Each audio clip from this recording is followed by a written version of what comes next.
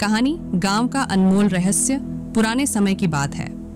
हिमालय की तलहटी में बसे एक छोटे से गांव में एक वृद्ध संत रहते थे। उनका नाम था वाघभट्ट। उनकी छोटी कुटिया बांस और घास से बनी थी। वे लंबे, दुबले पतले और सफेद दाढ़ी वाले थे। उनकी आंखों में सच्चाई और ज्ञान का तेज था। संत का जीवन अत्यंत साधारण था। फटी हुई धोती, कंधे पर पुराना झोला और हाथ में हमेशा एक पुरानी लकड़ी की छड़ी। गांव के लोग वाघभट्ट को बहुत मानते थे। कहते थे कि उनके पास ऐसा ज्ञान है जो कई पीढ़ियों से किसी को नहीं मिला। उनकी कुटिया के पास एक प्राचीन तालाब था, जिसके बीचों बीच एक सुनहरी कमल खिला रहता। यह कमल हमेशा चमकता था, चाहे दिन हो या रात। कहा जाता था कि इस कमल में असीम शक्ति है।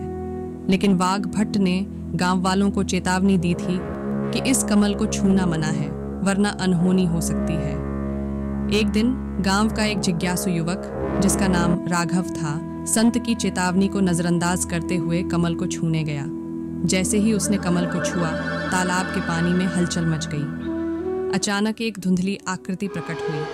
वह आकृति किसी प्राचीन योद्धा की थी, जिसकी कवच और तलवार सुनहरी चमक रही थी। योद्धा ने गूंजती आवाज में कहा, इस कमल को केवल वही छू सकता है जो लालच और जिज्ञासा से मुक्त है। राघव भयभीत होकर पीछे हट गया।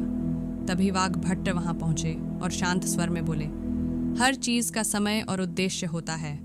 जो समय से पहले उसे छेड़ेगा, वह विनाश को आमंत्रित करेगा। इस घटना के बाद राघव और गांव वाले संत के वचनों का पालन करने लगे। कमल हमेशा चमकता रहा, लेकिन किसी ने उसे छूने की कोशिश नहीं की। वह गांव के लिए एक अनमोल रहस्य बन गया, जो केवल संत वाघभट्ट की आंखों में झलकता था।